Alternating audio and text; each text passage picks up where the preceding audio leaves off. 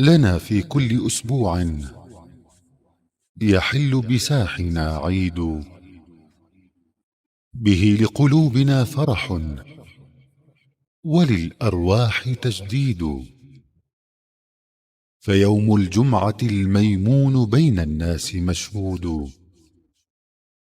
وبيت الله يجمعنا به للذكر ترديد. فتسبيح إن الحمد لله نحمده ونستعينه ونستغفره ونعوذ بالله من شرور أنفسنا ومن سيئات أعمالنا.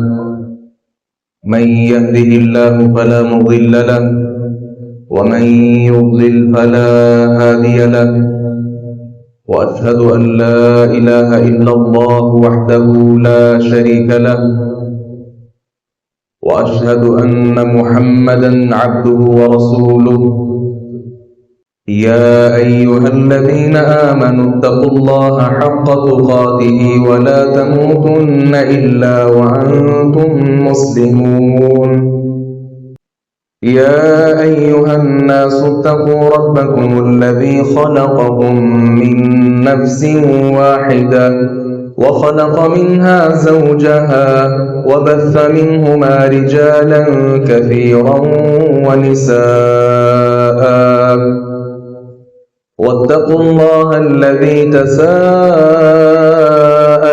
به والأرحام إن الله كان عليكم رقيبا. يا أيها الذين آمنوا اتقوا الله وقولوا قولا سديدا يصلح لكم أعمالكم ويغفر لكم ذنوبكم، ومن يطع الله ورسوله فقد فاز فوزا عظيما. أما بعد، فإن أصدق الحديث كتاب الله، وأحسن الهدي هدي محمد صلى الله عليه وسلم، وشر الأمور محدثاتها، وكل محدثة بدعة، وكل بدعة ضلالة، وكل ضلالة في النار. بسم الله الرحمن الرحيم. قاف والقرآن المجيد بل عجبوا أن جاءهم منذر منهم فقال الكافرون هذا شيء عجيب، أإذا متنا وكنا ترابا ذلك رجع بعيد، قد علمنا ما تنقص الأرض منهم وعندنا كتاب حفيظ. بل كذبوا بالحق لما جاءهم فهم في أمر مريج. أفلم ينظروا إلى السماء فوقهم كيف بنيناها وزيناها وما لها من فروج، والأرض مددناها وألقينا فيها رواسي وأنبتنا فيها من كل زوج بهيج، تبصرة وذكرى لكل عبد منيب. ونزلنا من السماء ماء مباركا فأنبتنا به جنات وحب الحصيد، والنخل باسقات لها طلع نضيد، رزقا للعباد وأحيينا به بلدة ميتا كذلك الخروج. كذبت قبلهم قوم نوح وأصحاب الرس وثمود وعاد وفرعون وإخوان لوط وأصحاب الأيكة وقوم تبع، كل كذب الرسل فحق وعيد. أفعينا بالخلق الأول بل هم في لبس من خلق جديد ولقد خلقنا الإنسان ونعلم ما توسوس به نفسه ونحن أقرب إليه من حبل الوريد إذ يتلقى المتلقيان عن اليمين وعن الشمال قعيد ما يلفظ من قول إلا لديه رقيب عتيد وجاءت سكرة الموت بالحق ذلك ما كنت منه تحيد ونفخ في الصور ذلك يوم الوعيد وجاءت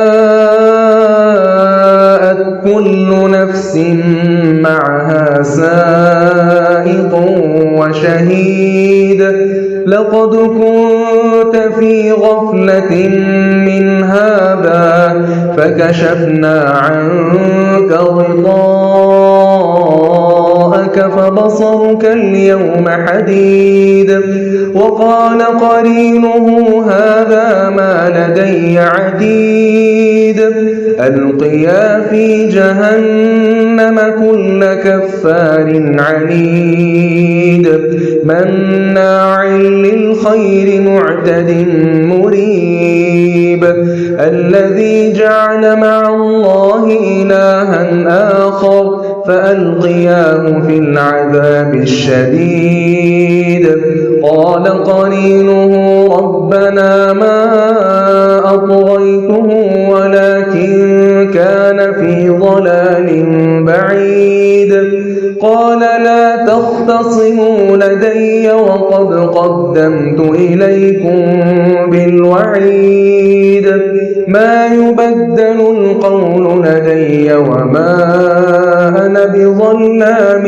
للعبيد يوم نقول لجهنم هل امتلأت وتقول هل من مزيد وأزلفت الجنة للمتقين غير بعيد هذا ما توعدون لكل أواب حفيظ من خشي الرحمن بالغيب وجاء بقلب منيب ادخلوها بسلام ذلك يوم الخلود لهم ما يشاءون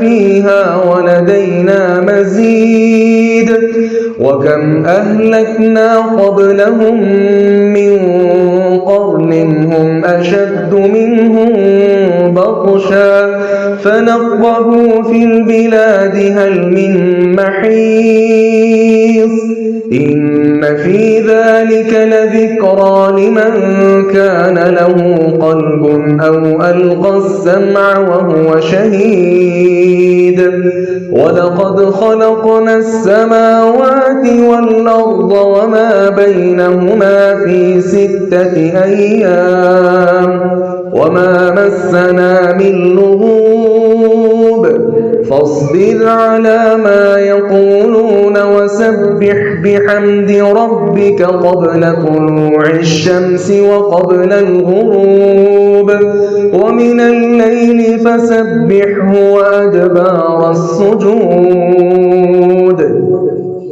واستمع يوم ينادي المناد من مكان قريب يوم يسمعون الصيحة بالحق ذلك يوم الخروج إنا نحن نحيي ونميت وإلينا المصير يوم تشقق الأرض عنهم سراعا ذلك حشر علينا يسير نحن أعلم بما يقولون وما أنت عليهم بجبار فذكر بالقرآن من يخاف وعيد.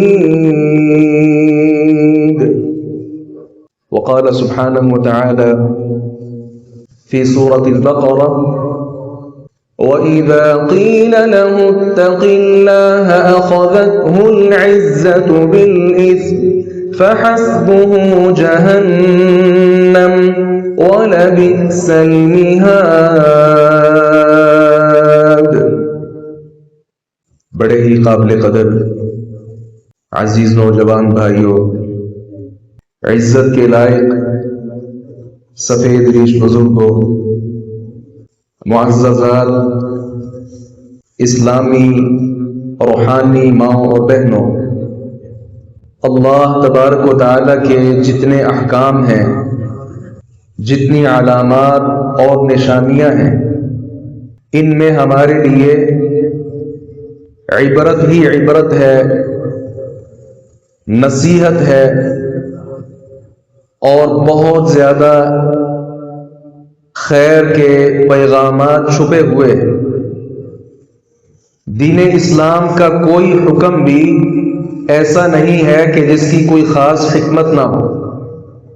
ہر کام کے پیچھے کوئی نہ کوئی حکمتیں ہیں، مصلحتیں ہیں اور انسانوں کے سیکھنے کے لیے بہت زیادہ سبق موجود ہیں۔ عید الاضحیٰ ابھی ابھی ہم سے رخصت ہوئی ہے، اور اس عید الاضحیٰ کے موقع پر سب سے اہم کام جو اہل اسلام کرتے ہیں وہ قربانی ہے۔ قربانی کے متعلق مختلف پہلوؤں پر ہم پہلے بات کر چکے ہیں۔ آج کی اس نشست میں اور اس مبارک خطبہ جمعہ میں اللہ تبارک و تعالیٰ کی توفیق سے ہم یہ سیکھنا چاہ رہے ہیں کہ جہاں قربانی جانور کی ہے وہاں اور بھی بہت سی قربانیاں ہمارے اوپر عائد ہوتی ہیں۔ ان بہت زیادہ قربانیوں میں سے ایک قربانی کا ہم آج تذکرہ کریں گے، اور وہ ہے انا اور میں کی قربانی۔ معاشرے کا شاید ہی کوئی شخص ایسا ہو یا کوئی طبقہ ایسا ہو جو انا اور میں کے ناسور کا شکار نہ ہوا، وگرنہ دکھ کے ساتھ یہ بات کہنا پڑتی ہے، آپ کسی طبقے سے بھی کسی آدمی کو دیکھ لیں، حتیٰ کہ وہ عالم دین ہو، قاری قرآن ہو، مفتی ہو، وہ تاجر ہو، وہ وکیل ہو، وہ جج ہو، ڈاکٹر ہو، انجینئر ہو، کسی بھی شعبے سے تعلق رکھنے والا شخص ہو، آپ دیکھ لیں بسا اوقات انا اور میں کی اسمیل ایسے آدمی سے آپ کو محسوس کی جا سکتی ہے، جبکہ انا اور میں اور تکبر یہ ساری کی ساری خصلتیں اللہ تبارک و تعالیٰ کے زیبا ہیں، اس کے علاوہ کسی اور کے لائق نہیں ہے کہ وہ اپنے آپ کو بڑا آدمی تصور کرے۔ کوئی اپنے حسن و جمال کی وجہ سے انا ولا غیری کا نعرہ لگاتا ہے کہ میں ہوں اور کوئی نہیں۔ اگر حسن ہے تو سب سے زیادہ میرے پاس، اگر خوبصورت لباس ہے تو میرا، اگر خوبصورت انداز ہے تو میرا، اگر نرالا اور بہت زیادہ نمایاں اخلاق اور کردار ہے تو میرا، اگر کسی کی گفتار اچھی ہے تو میں ہوں، اگر معاشرے کا بہترین آدمی ہے تو میں ہوں۔ یہ میں انا ولا غیری، میں ہوں اور کوئی بھی نہیں، یہ چیز ایسی ہے جو انسان کی فطرت میں داخل ہو چکی ہے، جبکہ یہ چیز میرے اور آپ کے لائق نہیں۔ کیوں؟ وَلَهُ الْكِبْرِيَاءُ فِي السَّمَاوَاتِ وَالْأَرْضِ، آسمانوں میں زمینوں میں جو کبریائی ہے، جو بڑائی ہے، وہ اگر کسی کے لائق ہے تو وہ صرف اور صرف اللہ تبارک و تعالیٰ کے لائق ہے۔ اللہ رب العزت ارشاد فرماتے ہیں، حدیث قدسی ہے، اللہ رب العزت فرماتے ہیں، الکبریاء ردائی والعظمت ازاری من نازعنی منہما واحدا القیتہ فی جہنم۔ تکبر میری چادر ہے اور عظمت میرا ایزار ہے، میرا تہبد ہے، ان دو چادروں میں سے جس نے ایک چادر بھی مجھ سے کھینچنے کی کوشش کی میں ایسے شخص کو جہنم کا ایندھن بنا دوں گا۔ یہ تکبر، یہ انانیت، یہ بڑا پن، اس کے لیے دو خوبیوں کا ہونا ضروری ہے۔ کوئی آدمی اگر تکبر کرتا ہے، سمجھتا ہے کہ میں بڑا ہوں، وہ جس چیز کی بنا پر اپنے آپ کو بڑا سمجھتا ہے اس چیز میں دو چیزیں ہونی چاہیے۔ ایک کیا؟ جس صفت پر وہ اپنے آپ میں بڑا بنا بیٹھا ہے کیا وہ اس کی ذاتی ہے؟ اگر انسان کو اپنے حسن پر ناز ہے تو کیا یہ حسن اس کا ذاتی ہے؟ کیا وہ خود سے حسین بن گیا یا اللہ نے اس کو بنایا؟ اور دوسرے نمبر پر جو صفت اس کے پاس موجود ہے کیا وہ ختم ہو جانے والی ہے یا وہ دائمی ہے؟ اگر تو وہ صفت ذاتی ہو تکبر کر لینا چاہیے، لیکن کون ایسا شخص ہے جو کہہ سکتا ہے کہ میرے پاس فلاں نعمت میری ذاتی ہے؟ کوئی یہ دعویٰ نہیں کر سکتا۔ اور دوسری بات کہ جس بنا پر وہ تکبر کر رہا ہے وہ صفت دائمی ہونی چاہیے، ختم نہیں ہونی چاہیے۔ ہم میں سے کون ہے جس کی جوانی ہمیشہ رہتی ہے؟ کون ہے کہ جس کی خوش اخلاقی وہ ہمیشہ رہتی ہے؟ ہاں، بہت بھی زیادہ دیر اگر کوئی آدمی خوش اخلاق رہے، خوبصورت رہے، سخی رہے، کب تک رہے گا؟ اپنی زندگی تک۔ جب مر گیا، مرنے کے ساتھ اس کی ساری صفات بھی مر جاتی ہیں۔ یا تو وہ صفات زندہ رہنی چاہیے۔ اللہ رب العزت کو دیکھیں، اگر اللہ تبارک و تعالی سب سے بڑی ذات ہے، اللہ تعالیٰ سب سے زیادہ رحم کرنے والی ذات ہے، اللہ میں جتنی بھی خوبیاں ہیں وہ ساری کی ساری اللہ تعالیٰ کی ذاتی خوبیاں ہیں۔ کسی نے اللہ کو بڑا نہیں بنایا۔ اللہ رب العزت میں جو جو خوبیاں ہیں، جو جو صفات ہیں، وہ اللہ رب العزت کی ذاتی ہیں، اور وہ صفات ختم ہونے والی نہیں۔ اگر آج سے 1000 سال پہلے اللہ رب العزت رحمت کرنے والی ذات تھی، وہ آج بھی رحمت کرنے والی ذات ہے۔ اگر 5000 سال پہلے اللہ کو غصہ آتا تھا، آج بھی آتا ہے۔ جو صفات اللہ رب العزت میں پہلے تھیں آج بھی ہیں، اور وہ صفات دائمی ہیں، وہ کبھی ختم ہونے والی نہیں۔ اس لیے عزیز بھائی، تکبر انا ولا غیری، میں ہوں اور کوئی بھی نہیں، یہ صرف اور صرف اللہ تبارک و تعالی کا حق ہے، کسی اور کا یہ حق نہیں ہے۔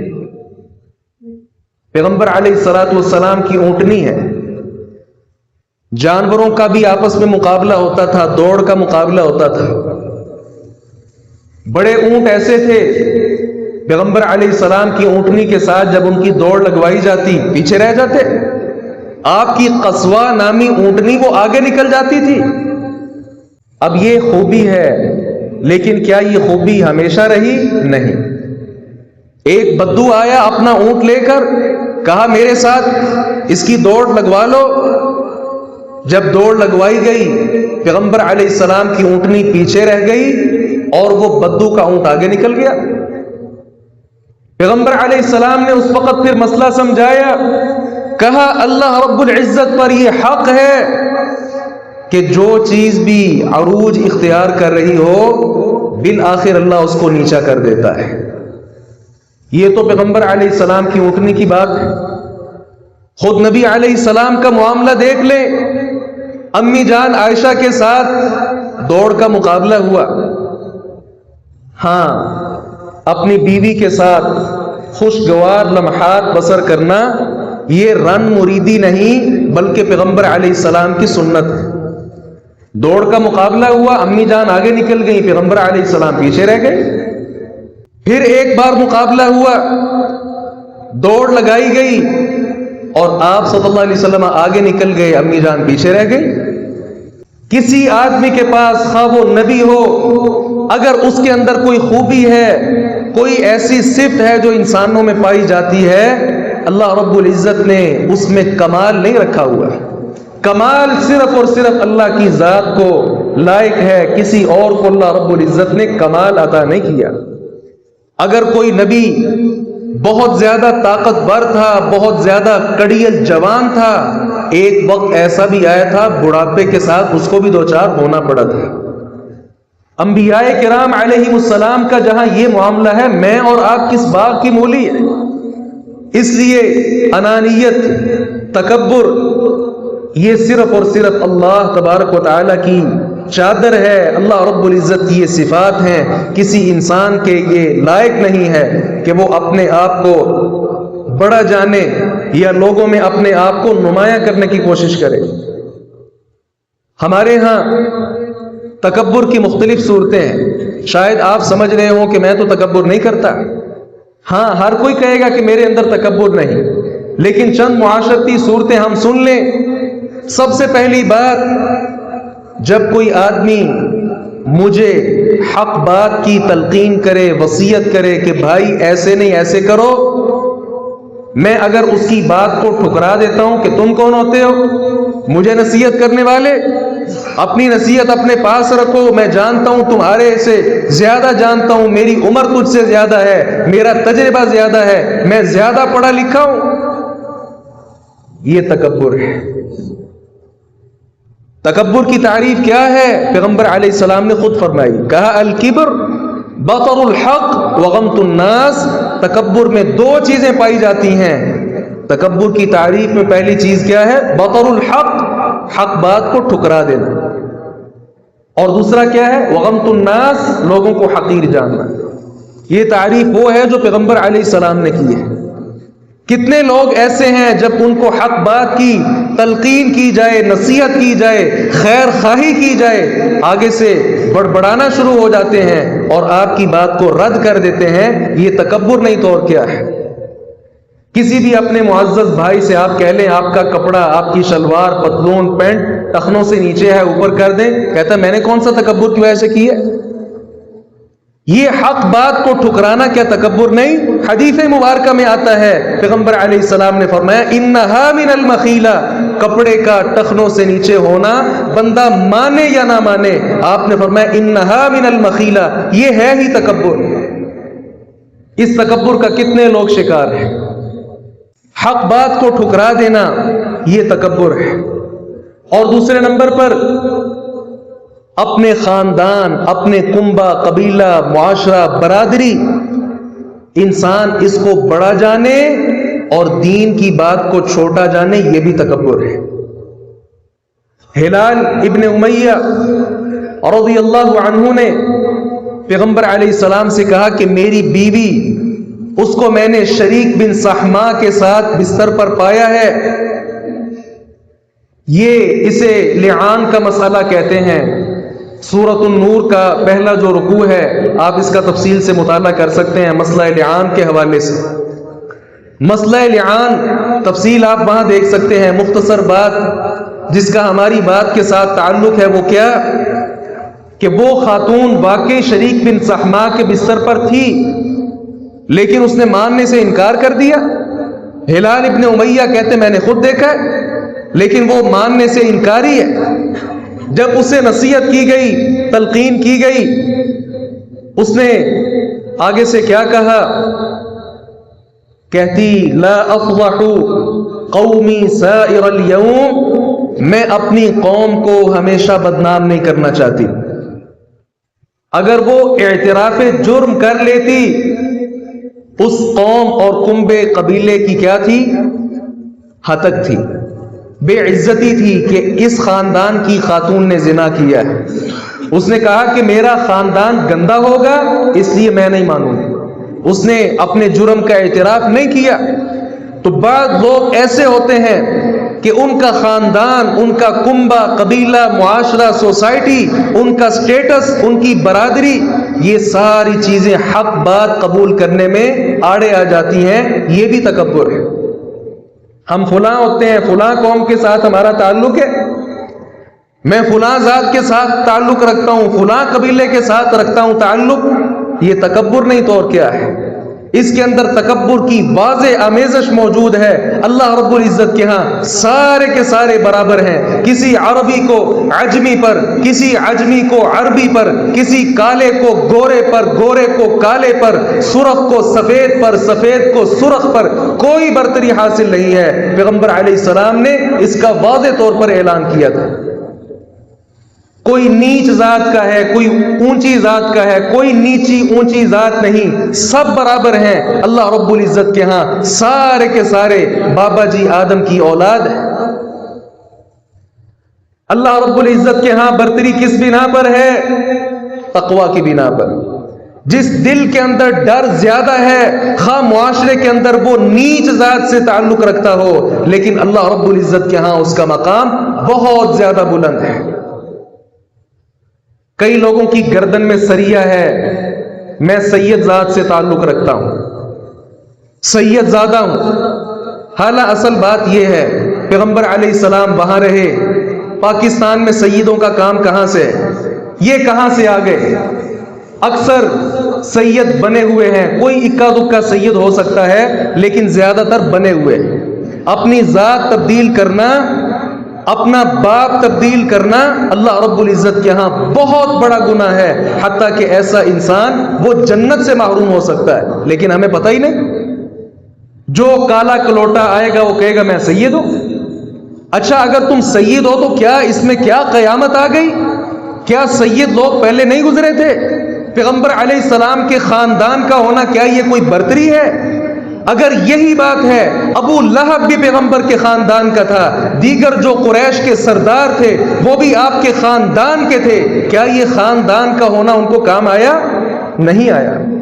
بلکہ پیغمبر علیہ السلام نے تو اپنی سگی بیٹی لخت جگر، جس کے ساتھ آپ کو بڑی محبت تھی، فاطمۃ الزہرا سے بھی آپ نے کہا تھا سلینی من مالی ما شئتی فانی لا اغنی عنک من اللہ شیئا، بیٹا آج میرا مال حاضر ہے، جو لینا چاہتی ہو لے لو، کل قیامت کے دن میں تمہارے کسی کام نہیں آ سکوں گا۔ طوفان برپا کیا ہوا ہے سید لوگوں نے۔ اور اسی طرح یہ بعض اور بڑی بڑی ذاتیں، یہ ہندو کا معاشرہ ہے، اسلام کا معاشرہ بنائیں، ہندو کا معاشرہ قبول نہ کریں۔ ہم نے ملک پاکستان الگ حاصل کیا تھا ہندوازم کے لیے نہیں، بلکہ اسلام آباد کے لیے، کہ یہاں اسلام آباد ہو۔ جب اسلام کی برتری کے لیے ملک حاصل کیا تھا، ہندو کی ساری تہذیب، تمدن، معاشرت، رسوم و رواج، یہ ساری کی ساری چیزیں ہمیں چھوڑنی ہوں گی۔ اور اسی طرح تیسری صورت ہمارے معاشرے کے اندر لوگوں کو حقیر جاننا، لوگوں کو نیچا سمجھنا، خواہ وہ ذات کے اعتبار سے، پیسے کے اعتبار سے، حسن کے اعتبار سے، پیشے کے اعتبار سے، کسی اعتبار سے بھی لوگوں کو حقیر جاننا، اگر کوئی آدمی ایسا کرتا ہے اس کے اندر واضح طور پر تکبر پایا جاتا ہے۔ کیونکہ پیغمبر علیہ السلام نے فرمایا الکبر بطر الحق وغمط الناس، لوگوں کو حقیر جاننا یہ بھی تکبر ہے۔ کتنے لوگ ایسے ہیں عام لوگوں کے ساتھ بیٹھنا پسند نہیں کرتے، انہیں ہوتا ہے ہماری کوئی نمایاں کرسی ہو ہم وہاں پر بیٹھیں۔ لوگوں کے ساتھ گل مل کر بیٹھنا اس کو اپنی حتک سمجھتے ہیں، عار سمجھتے ہیں، جبکہ پیغمبر علیہ السلام کا معاملہ، صحابہ کرام کہتے ہیں آپ ہمارے ساتھ گل مل جاتے تھے۔ کتنا گل مل جاتے تھے؟ حتیٰ کہ سب کے ساتھ آپ بیٹھے ہوتے تھے، باہر سے کوئی آنے والا جج نہیں کر سکتا تھا کہ ان میں نبی کون ہے۔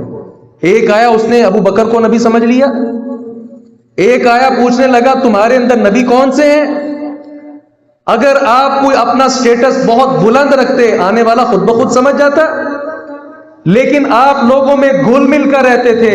اگر کسی نے بھوک کی وجہ سے اپنے پیٹ کے اوپر ایک پتھر باندھا ہوا ہے، پیغمبر علیہ السلام نے اپنا کپڑا اٹھا کر دکھایا اللہ کے بندے میں نے 2 پتھر باندھے ہوئے ہیں۔ ہمارے نبی یہ تھے، ہمارے نبی کا طرز عمل یہ تھا، تکبر نام کی کوئی چیز نہیں تھی ان کے اندر۔ لوگوں کے کام کرنا، چھوٹے چھوٹے بچوں کے ساتھ مصافحہ کرنا، انہیں اٹھا لینا، اپنی سواری پر سوار کر لینا، انہیں جھولے دینا، یہ پیغمبر علیہ السلام کی صفات تھی۔ آج کس کے اندر پائی جاتی؟ ہم کسی کو اپنے قریب نہیں آنے دیتے۔ یہ تکبر نہیں تو اور کیا ہے؟ اگر میں ڈاکٹر ہوں، میں انجینئر ہوں، کسی ایسے شعبے کے ساتھ میرا تعلق ہے جو نمایاں ہے، کیا مزدور پیشہ آدمی میں اس کے ساتھ معانقہ بھی نہیں کر سکتا؟ میں سیدھے ہاتھ سے اس کے ساتھ مصافحہ بھی نہیں کر سکتا، سیدھے منہ کے ساتھ اس کے ساتھ بات ہی نہیں کر سکتا؟ یہ تکبر ہے۔ شاید جانور بھی ایسا رویہ نہیں اختیار کرتے جو آج انسانوں نے اختیار کرنا شروع کر دیا ہے۔ ہمارا دین ہے، یہ دین اتفاق اتحاد کا، یگانگت کا نام ہے۔ یہاں کوئی امیر نہیں، کوئی غریب نہیں، کوئی کالا نہیں، کوئی گورا نہیں، کوئی بڑے سٹیٹس والا نہیں، بلکہ کوئی جیسا بھی ہے، کسی بھی خاندان سے تعلق رکھتا ہے، نماز میں جب سب نے اکٹھے ہونا ہے، قدم کے ساتھ قدم ملا کر، کندھے کے ساتھ کندھے ملا کر کھڑے ہو کر اللہ رب العزت کی بندگی کا اظہار کرنا ہے۔ یہ بھی میرے اور آپ کے لیے سبق ہے کہ کوئی بڑا نہیں ہے۔ اگر کوئی بڑا ہے وہ آسمانوں پہ ہے، جس کے لیے سارے کے سارے ہم پاؤں کے ساتھ پاؤں ملا کر کھڑے ہو جاتے ہیں۔ اور اسی طرح زمین میں اکڑ کر چلنا، یہ بھی تکبر ہے۔ خاص کر میرے وہ نوجوان بھائی اور بہنیں جو آج کل سوشل میڈیا استعمال کرتے ہیں اور مختلف اکاؤنٹس پر نہ جانے کون سا شیطان دماغ کے اندر سوار ہو گیا، سلو موشن بنا کر اس کو اپلوڈ کرو، لوگ تمہاری چال دیکھیں۔ یہ سلو موشن، یہ تکبر کی سب سے بڑی صورت ہے۔ اس کا کون شکار نہیں ہے مجھے بتائیں؟ جو نوجوان یہ استعمال کرے گا سوشل میڈیا، وہ اس طرح کی چیزیں بنائے گا اور پھر اس کو میڈیا پر اپلوڈ کرے گا، جبکہ اللہ رب العزت نے قرآن پاک میں وہ حکیم لقمان کا تذکرہ کیا جب وہ اپنے بیٹے کو نصیحتیں کر رہے تھے۔ اس میں کیا تھا؟ وَلَا تُصَعِّرْ خَدَّكَ لِلنَّاسِ وَلَا تَمْشِ فِي الْأَرْضِ مَرَحًا، زمین میں اکڑ کر نہ چل۔ کیوں؟ اِنَّكَ لَن تَخْرِقَ الْأَرْضَ وَلَن تَبْلُغَ الْجِبَالَ طُولًا، اکڑ کے چل کے تو نہ تو زمین کو پھاڑ سکتا ہے اور نہ بڑا بڑا بن کر پہاڑوں سے اوپر جا سکتا ہے۔ تواضع، عاجزی، انکساری کے ساتھ چلنا، انسان کی چال جو ہے یہ بھی نبوی چال ہونی چاہیے۔ بازو ہلا ہلا کر، سینہ چوڑا کر کے، چھاتی باہر نکال کر چلنا، یہ پیغمبر علیہ السلام کی شان نہیں تھی۔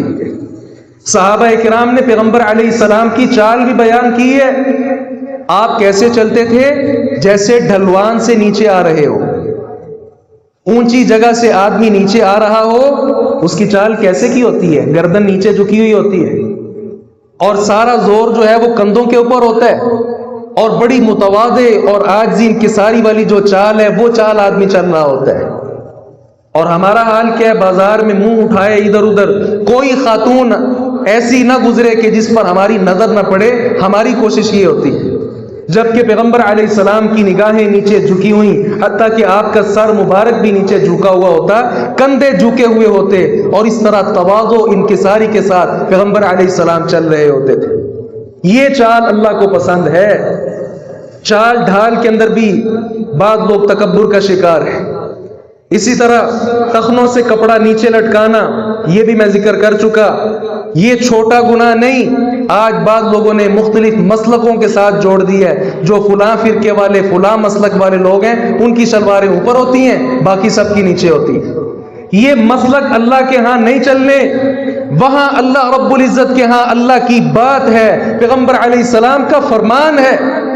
آپ نے فرمایا 3 بد نصیب ایسے ہیں، اللہ تعالیٰ کل قیامت کے دن ان کی طرف دیکھے گا بھی نہیں، انہیں گناہ سے پاک بھی نہیں کرے گا، انہیں جنت میں داخل بھی نہیں کرے گا، ان کے لیے دردناک عذاب ہے۔ ایک بندہ کون سا ہے؟ المسبل ازارہ، او کما قال، اپنا شلوار تہبند ٹخنوں سے نیچے لٹکانے والا۔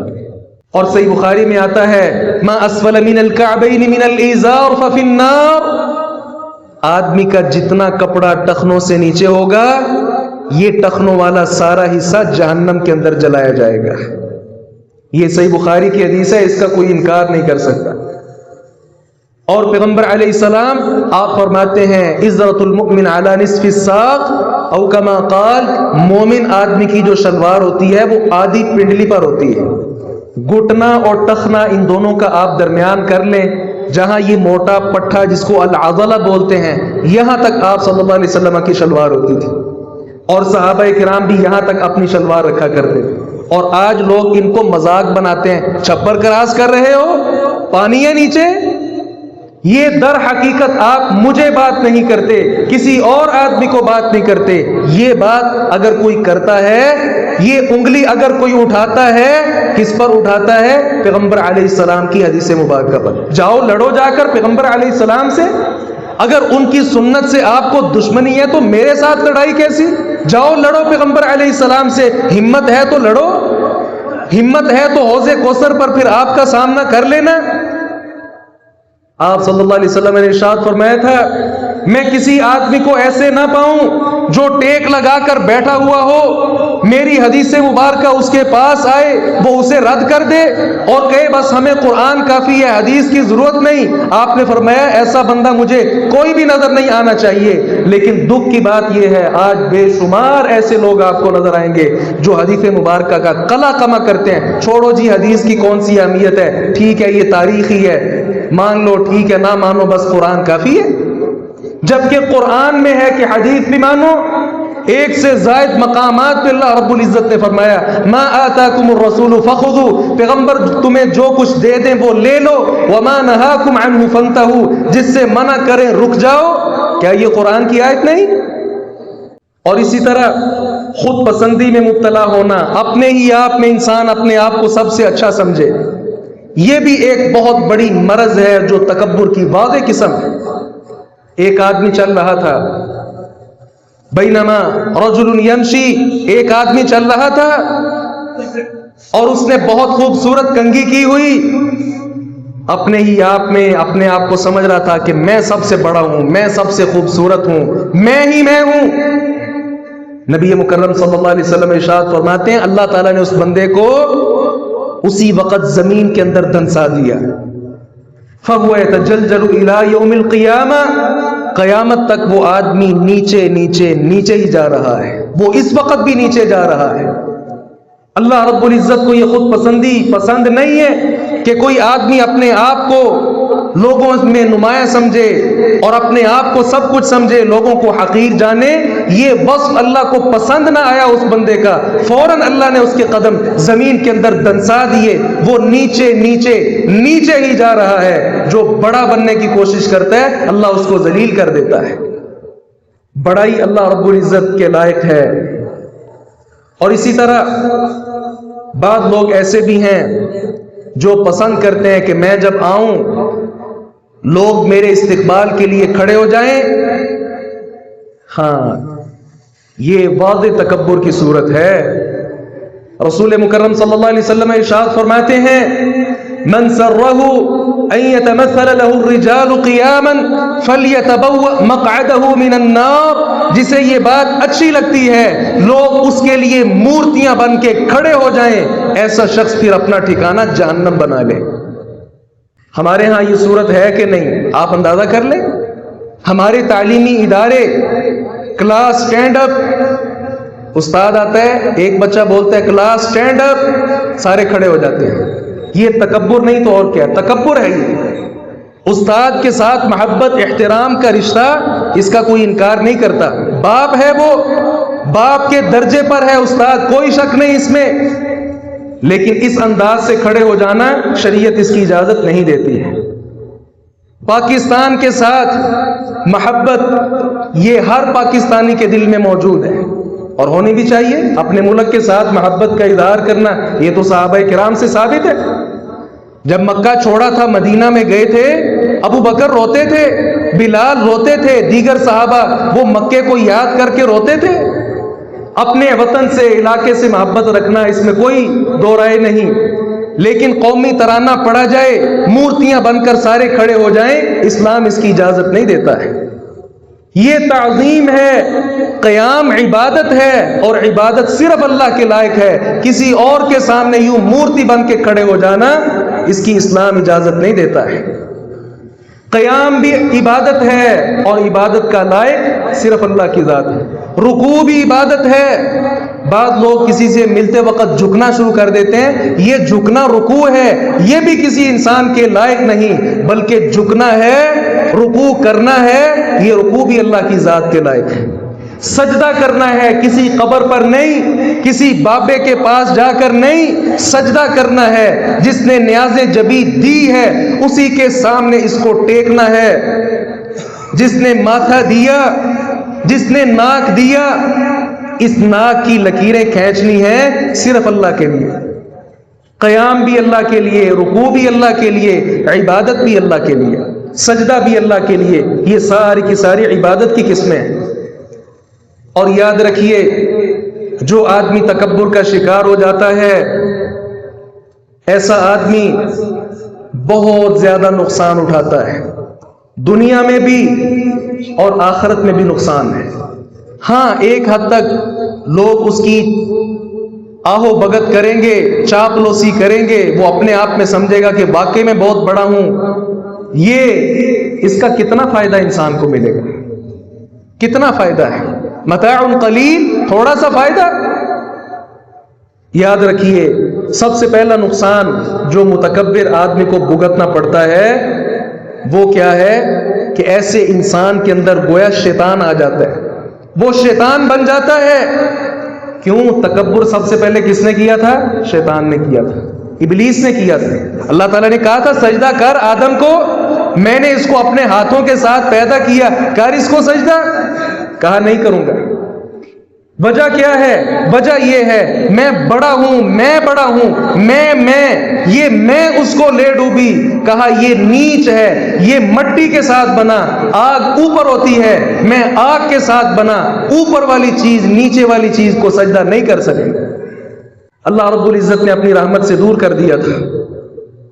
اسی طرح دوسرا نقصان یہ ہے، جو تکبر کا شکار ہوتا ہے، جسے اپنی عزت پیاری ہو جاتی ہے، اللہ رب العزت فرماتے ہیں فحسبہ جہنم ولبئس المہاد، جسے اپنی عزت کی پڑ جائے، اپنے آپ میں بڑا بڑا بننے کی کوشش کرے، میں کا نعرہ لگائے، کسی اور کو نہ مانے، فحسبہ جہنم، اس کے لیے پھر جہنم ہی کافی ہے۔ ولبئس المہاد، اور جہنم بہت برا ٹھکانہ ہے۔ اور اسی طرح جو متکبر آدمی ہے وہ در حقیقت اللہ رب العزت پہ جھوٹ باندھتا ہے۔ ایک آدمی کو اللہ نے بڑا بنایا ہی نہیں، تو وہ بڑا بڑا بننے کا مطلب کیا ہوا کہ اللہ رب العزت نے مجھے جس مقام پر رکھا ہے اللہ نے غلط رکھا ہے، میں بڑا تھا، مجھے اور مقام ملنا چاہیے تھا۔ گویا ایسا انسان وہ پس پردہ اللہ رب العزت پر جھوٹ بھی باندھتا ہے۔ اسی طرح اور بے شمار ایسی چیزیں ہیں جو تکبر کے نقصان میں شامل ہیں، جو ہم سے پہلے لوگ گزرے۔ آپ قرآن پاک میں اصطلاح پڑھتے ہیں استکبروا یا مستکبرین۔ یہ کون لوگ ہیں؟ یہ وہ لوگ ہیں جو تکبر کا شکار ہوئے، انبیاء کرام ان کے پاس آئے دعوت لے کر، تکبر کیا، نہیں مانیں گے ہم، بلکہ جو مانتے تھے ان کو بھی انہوں نے نیچا کرنا شروع کر دیا۔ پیغمبر علیہ السلام کا دور ہی دیکھ لے، کتنے لوگ ایسے تھے تکبر کا شکار ہو گئے، پیغمبر علیہ السلام کی بات کو ٹھکرایا، آپ پر جو ایمان لاتے تھے انہیں نیچا جانا۔ اتنی بری بیماری ہے تکبر، حتیٰ کہ بعض جو قریش کے سردار تھے وہ یہ چاہتے تھے کہ اگر نبی صلی اللہ علیہ وسلم کی مجلس میں ہم نے بیٹھنا ہے تو کوئی غریب بندہ نہیں ہونا چاہیے، وہاں کوئی نیچ ذات کا، کوئی غلام، کوئی ایسا آدمی پاس نہیں ہونا چاہیے۔ ٹھیک ہے، ہماری مجلس ہے، بس ہم بڑے بڑے ہی وہاں بیٹھے ہوئے ہوں۔ سورہ عبس کا آپ شان نزول پڑھ لیں، عبداللہ ابن ام مکتوم نابینے صحابی تھے، یہ لوگ ان کو گھٹیا سمجھتے تھے، اور آپ صلی اللہ علیہ وسلم کے پاس وہ بھی بیٹھے ہیں، دوسری طرف مکہ کے وہ سردار بھی بیٹھے ہیں۔ سرداروں کا تھا کہ اس کو چھوڑو، ہمارے ساتھ بات کرو۔ نبی علیہ السلام نے بھی سوچا کہ چلے یہ سردار ہیں، میں ان کو نصیحت کر دیتا ہوں، اس کی بات میں سن لوں گا۔ اللہ رب العزت کو یہ ادا پسند نہیں آئی تھی۔ عبس وتولى ان جاءه الاعمى، اللہ رب العزت نے پوری سورہ مبارکہ نازل کر لی، کہا آپ کے مبارک چہرے پر تیور کیوں آئے تھے؟ آپ نے ان کی طرف رخ کیوں کیا؟ آپ نے اسے نظر انداز کیوں کیا؟ لعلہ یتذکر او یخشی، ہو سکتا ہے آپ اس کی بات سنتے، وہ اسلام قبول کر لیتا، وہ نصیحت حاصل کر لیتا۔ یہ قرآن پاک کی آیات پیغمبر علیہ السلام کے لیے اتری تھی کہ آپ نے یہ تفریق نہیں کرنی کہ کوئی میرے پاس سردار آیا یا کم ذات والا یا کم حیثیت والا آدمی آیا، نہیں، جو آیا ہے آپ اس کو وقت دیں اور اسلام کی حقانیت بیان کریں۔ امی جان عائشہ بیان فرماتی ہیں اس کے بعد آپ صلی اللہ علیہ وسلم نے چھوٹے سے چھوٹے جو لوگ تھے ان کو بہت زیادہ حیثیت دینا شروع کر دی، حتیٰ کہ عبداللہ ابن ام مکتوم جب آتے آپ پورا وقت انہیں دیتے۔ اور پھر یہ وہ صحابی تھا، یہ وہ صحابی ہے پیغمبر علیہ السلام کے مصلی امامت پر جب آپ جنگوں میں جاتے تھے، وہاں مدینہ میں پیچھے کوئی نہیں ہوتا تھا نماز پڑھانے کے لیے، عبداللہ ابن ام مکتوم آپ کے مصلی امامت پر نماز پڑھاتے تھے۔ اتنی نمازیں ابو بکر نے نہیں پڑھائیں، عبد الرحمن ابن عوف نے نہیں پڑھائیں، جتنی نمازیں کس کو نصیب ہوئیں؟ عبداللہ ابن ام مکتوم کو۔ اور یہ وہ صحابی تھا جس کے دل میں پھر محبت بھی پیغمبر علیہ السلام کی اس حد تک پیدا ہو گئی، حتیٰ کہ ایک رات کسی خاتون کا قتل ہو گیا، نبی علیہ السلام کے پاس معاملہ آیا، پوچھا گیا آپ نے کہا کس نے قتل کیا؟ کوئی بھی نہ آئے سامنے۔ پھر آپ نے پھر پوچھا، حتیٰ کہ عبداللہ ابن ام مکتوم پیچھے سے اٹھے اور آگے آئے، کہا جی میں اس کا قاتل ہوں، میں نے قتل کیا ہے۔ کہا وجہ کیا ہے؟ کہا وہ میری لونڈی تھی، وہ ہر رات آپ صلی اللہ علیہ وسلم کی شان میں نازیبہ الفاظ کہتی تھی، مجھ سے برداشت نہیں ہوتا تھا۔ آج رات جب وہ شروع ہوئی پیغمبر علیہ السلام کی شان میں تنقیص کے لیے، میں نے پھر اپنا چھرا پکڑا، اس کے پیٹ کے اوپر رکھا اور اوپر اپنا سارا وزن ڈال دیا، اسے آر پار کر دیا۔ حالانکہ فرماتے ہیں 2 موتیوں جیسے خوبصورت بیٹے بھی اللہ نے اس سے مجھے عطا کیے تھے، میں نے اس بات کی پرواہ بھی نہیں کی، بلکہ پیغمبر کی شان پر، پیغمبر کی ناموس پر اس خاتون کا جو خون ہے وہ بہانا اس کو گوارا کر لیا۔ پیغمبر علیہ السلام نے فرمایا تھا لوگوں سن لو، ان دمہا حدر، اس کا خون رائے گاں گیا، ہم کوئی بدلہ نہیں دیں گے، کیونکہ پیغمبر علیہ السلام کی شان میں گستاخی کرنے والے کا انجام یہی ہوا کرتا ہے۔ اس لیے عزیز بھائی، تکبر، انانیت، بڑا پن، یہ صرف اور صرف اللہ رب العزت کی شان کے لائق ہے۔ میں اور آپ، ہمیں چاہیے ہم متواضع بنیں، چھوٹے چھوٹے بن کر رہیں۔ اللہ رب العزت نے ہمیں چھوٹا بنایا ہے، ہم اللہ رب العزت کی مخلوق میں بہت چھوٹے ہیں۔ ایک ہاتھی کو دیکھ لیں، ہم مقابلہ نہیں کر سکتے، اللہ کی بہت بڑی بڑی مخلوقات ہیں جو ہم سے بڑی ہیں۔ اللہ تعالیٰ سے دعا ہے باری تعالیٰ صحیح معنوں میں اسلام کو سمجھنے اور اس پر عمل پیرا ہونے کی توفیق عطا فرمائے۔ وآخر دعوانا ان الحمد للہ رب العالمین۔